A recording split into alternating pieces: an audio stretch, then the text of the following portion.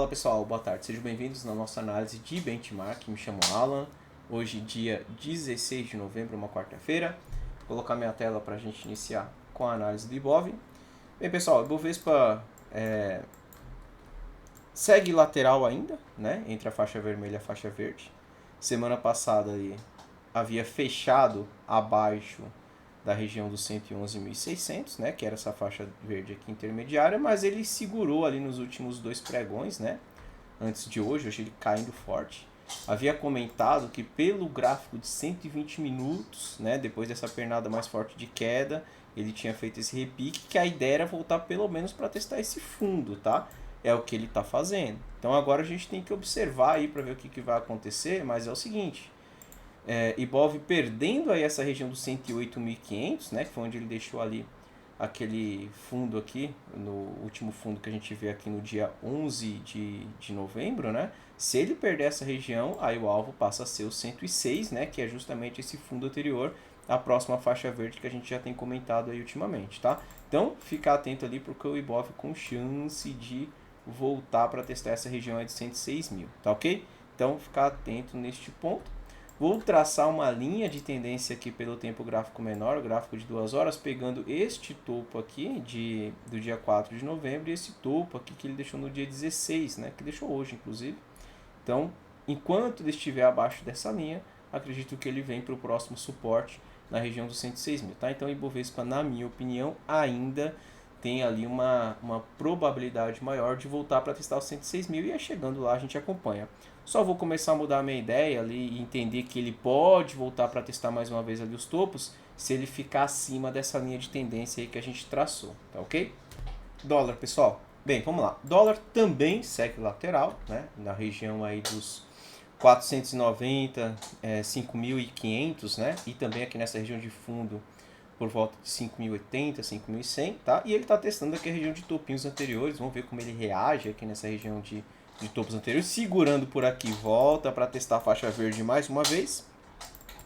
Rompendo essa faixa vermelha, aí ele pode voltar para buscar a próxima faixa vermelha na região de 5.680, tá? Então, por enquanto, dólar também consolidado e testando uma região aí de resistência, né? Região de topinhos anteriores. Vamos acompanhar para ver o que acontece nos próximos dias. Vou pegar aqui o gráfico do S&P 500. Bem, S&P 500 a gente chamou a atenção, né, que ele chegou no primeiro alvo, que é aquela região de 4.000.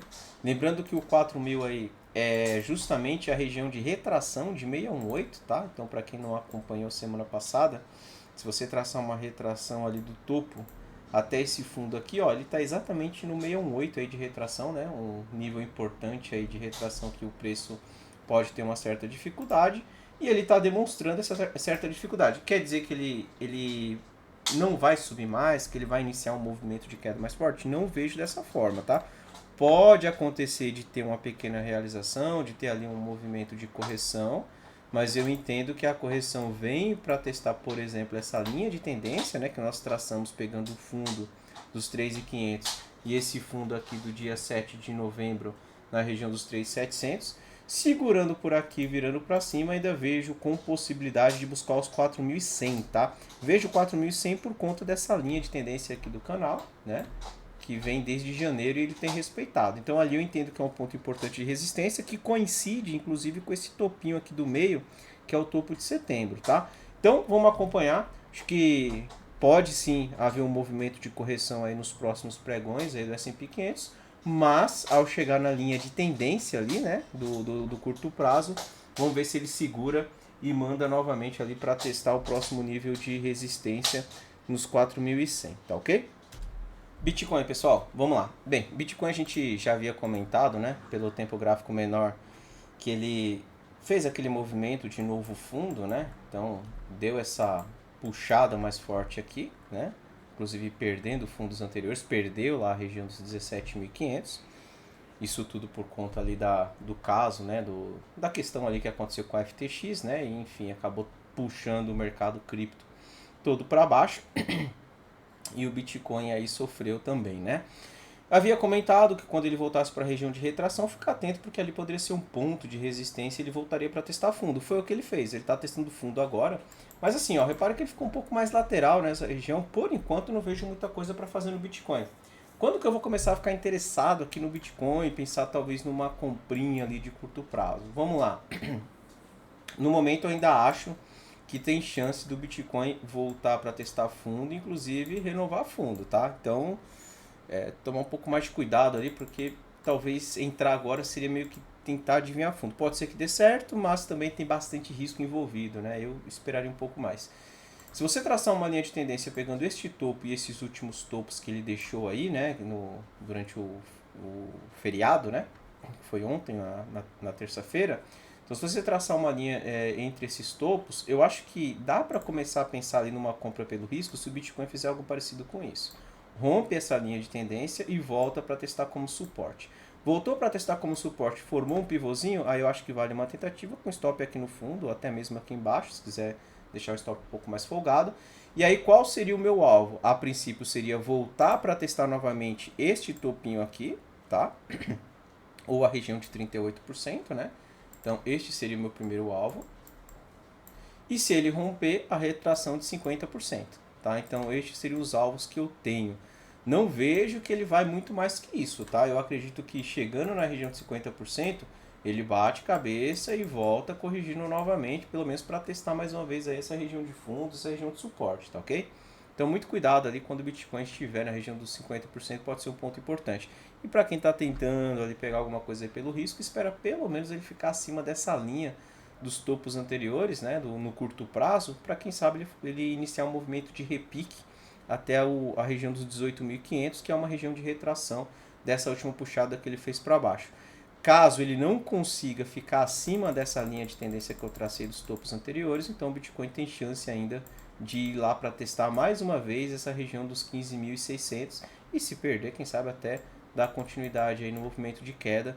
E aí tem alvos lá nos 14.000, né, que é essa linha horizontal que a gente já colocou no passado aí, por conta de um topo anterior que ele rompeu e nunca mais voltou para ser testado desde 2019. Então, ficar de olho, porque se perder esse fundo, tem chance ainda de buscar essa região aí dos 14.000, seria o próximo ponto de suporte, tá ok?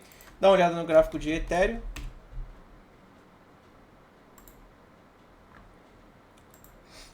Gráfico diário. Bem, gráfico diário não tem muita coisa para falar, ele segue na mesma região ali, né? Quando eu vou para o tempo gráfico menor, 120 minutos, mesma leitura que a gente fez para o Bitcoin, fez pernada forte de queda. Se você traçar uma retração deste fundo até o topo, ele veio na região de 38% de retração, segurou ali e veio para testar fundo também, tá? Então, Ethereum também aí num teste de fundo, né? Pode ainda cair um pouco mais, tá? Não vejo ainda um ponto para procurar compra, nem pelo risco, tá, pessoal? Seria meio que tentar adivinhar a fundo aí, né? Entrar agora. Eu acho que fica interessante, da mesma forma que a gente fez ali com o Bitcoin, traça uma linha entre os topos aqui de curto prazo, né? No gráfico de 2 horas, por exemplo. E a partir do momento que o Bitcoin, o Ethereum, desculpa, vem rompendo essa linha aqui que a gente traçou, né? Então faz algo parecido com isso. Volta para testar como suporte, não perde fundos anteriores e faz um pivôzinho aqui, pode ser uma tentativa, mas assim, não vejo ele estourando para cima também. Eu ficaria de olho quando ele chega aqui na região de 1.375 a 1.450, que são pontos de 50 a 61,8 de retração. Nestes pontos, eu acredito que Ethereum bate cabeça, né? Então bate cabeça e volta mais uma vez para testar a região de suporte, tá? Então, se por um acaso o Ethereum conseguir ficar acima dessa linha de topinhos anteriores, pode iniciar um movimento ali de repique no curto prazo para testar os próximos níveis de retração da última pernada de queda. Caso contrário, caso ele permaneça abaixo da linha de tendência, não consiga aí voltar acima de 1.300, aí eu vejo chance de voltar para testar os 1.080, 1.070, que é esse fundo que ele deixou aí depois do último movimento de queda, e quem sabe até ir lá para testar a região dos 1.000, né, que é um fundo anterior pelo gráfico diário, até mesmo ir lá nos 880, que é justamente esse ponto aqui, tá? São os fundos anteriores aqui quando você pega o gráfico diário. Tá ok, pessoal? Então só ficar de olho. Ainda não vejo nada para fazer. Esperar pelo menos ele, no curto prazo, começar a romper essa linhazinha de tendência aí que ele formou, né? Entre topinhos. E aí, quem sabe, ele não volta no movimento de repique para testar uma resistência ali pelas retrações, tá? Então, muita cautela por enquanto no mercado cripto. Vamos ver o que vai acontecer nos próximos dias. E aí, se tiver alguma coisa interessante, a gente fala aqui nos próximos dias na nossa análise de benchmark, tá ok? Então, desejo para todo mundo aí uma excelente tarde. E amanhã nós estamos de volta aí para ver o que aconteceu no mercado. Um abraço, pessoal. Tchau, tchau.